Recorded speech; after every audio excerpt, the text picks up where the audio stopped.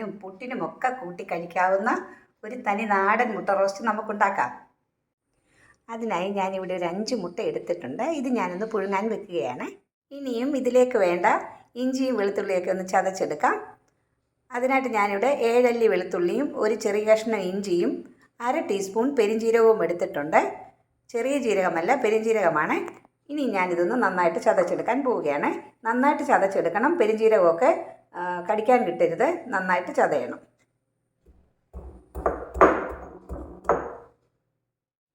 ഇനിയും ചൂടായ പാനിലേക്ക് എണ്ണ ഒഴിച്ചു കൊടുക്കാം. ഇത് നാടൻ മുട്ട റോസ്റ്റ് ആയതുകൊണ്ട് വെളിച്ചെണ്ണയാണ് ഇതിന് നല്ലത്. വെളിച്ചെണ്ണ ഒഴിച്ചു കൊടുക്കാം. വെളിച്ചെണ്ണ ചൂടായതിന് ശേഷം നമ്മൾ ചതച്ച് വെച്ചിരിക്കുന്ന ഇഞ്ചിയും വെളുത്തുള്ളിയും പെരിഞ്ജീരകത്തിൻ്റെയും ആ കൂട്ട് ഇട്ട് കൊടുക്കാം.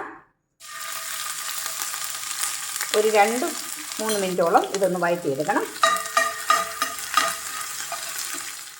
ഞാനിതിലേക്ക് സവോള നീളത്തിലരിഞ്ഞത് ചേർത്ത് കൊടുക്കാൻ പോവുകയാണ്. ഞാനിവിടെ 5 സവോള ചേർക്കുന്നുണ്ട്. 5 സവോള എന്ന് പറയുമ്പോൾ നമ്മുടെ ഈ സവോളയൊക്കെ ബ്രൗൺ ഷെയ്ഡായിട്ട് വരുമ്പോൾ ഇത് വളരെ കുറച്ചേ കാണത്തുള്ളൂ. നമുക്ക് 2-3 പേർക്ക് കഴിക്കേണ്ട കറിയാണെങ്കിൽ നമുക്ക് ഇത് അധികം കാണത്തില്ല. അതുകൊണ്ടാണ് ഞങ്ങൾ 5 സവോള എടുത്തത്. അപ്പോൾ ഇത് നന്നായിട്ട് ഇത് വഴറ്റിയെടുക്കണം. നല്ല ബ്രൗൺ കളറാകണം. ഇതിലേക്ക് 2 പച്ചമുളക് നെടുകത്തിൽ കീറിയതും 2 തണ്ട് കറിവേപ്പിലയും കൂടി ഇട്ട് കൊടുക്കാം. ഇനി ഇത് നന്നായിട്ട് വഴറ്റിയെടുക്കണം. സവോള വാടി വന്നിട്ടുണ്ട്. ഇനി ഇതിലേക്ക് പാകത്തിന് ഉപ്പ് ചേർത്ത് കൊടുക്കാം. ഇനി ഇത് നന്നായിട്ട് ഒന്നുകൂടെ വഴറ്റിയെടുക്കാം. നല്ല ബ്രൗൺ കളറാകുന്നവരെ വഴറ്റിയെടുക്കാം. അപ്പോൾ സവോള നല്ല ബ്രൗൺ കളറായിട്ടുണ്ട്. ഈ നിറമാകണം, എങ്കിലേ നമ്മൾ വിചാരിക്കുന്ന ടേസ്റ്റ് നമ്മുടെ മുട്ട റോസ്റ്റിന് കിട്ടത്തുള്ളൂ. ഇനി ഇതിലേക്ക് നമുക്ക് മസാലപ്പൊടികളൊക്കെ ചേർത്ത് കൊടുക്കാം.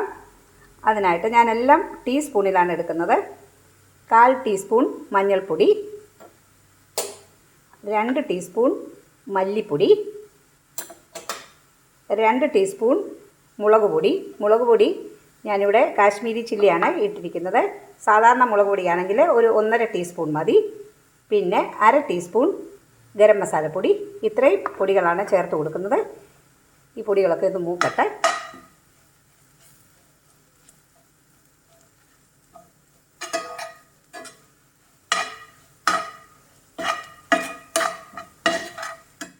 പൊടികളൊക്കെ മൂത്തു. ഇതിലേക്ക് ഞാൻ ഒരു തക്കാളി അരിഞ്ഞ് വെച്ചത് ചേർത്ത് കൊടുക്കുകയാണ്. ഒരു വലിയ തക്കാളിയാണ്.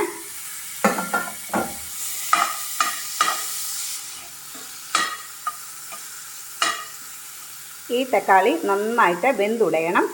അതിനായിട്ട് നമുക്കൊന്ന് അല്പസമയം മൂടി വെച്ചൊന്ന് വേവിക്കാം.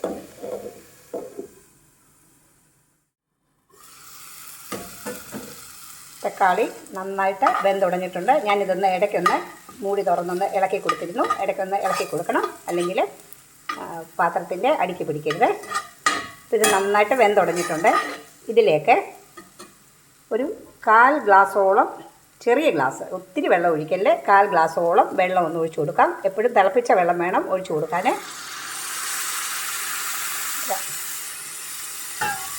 അത് നമ്മുടെ ഈ തക്കാളിയും ഈ ഉള്ളിയും മസാലപ്പൊടികളെല്ലാം ഒന്ന് നന്നായിട്ടൊന്ന് ചേർന്ന് കിട്ടാൻ വേണ്ടിയാണ് ഈ വെള്ളം ഒഴിക്കുന്നത്.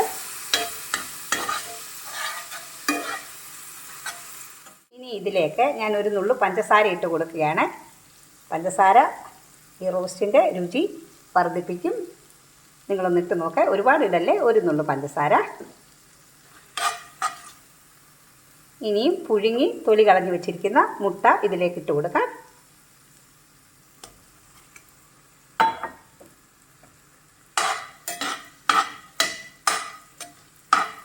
ഇനിയും ഈ മുട്ട ഇതിൻ്റെ അകത്തിട്ട് ഇതെല്ലാം നന്നായിട്ടൊന്ന് വരട്ടിയെടുക്കണം, എണ്ണ തെളിയുന്നത് വരെ.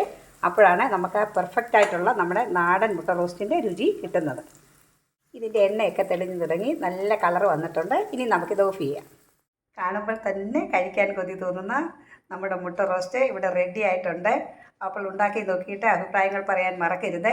അടുത്ത വീഡിയോയുമായിട്ട് വരുന്നവരെ ഗുഡ് ബൈ.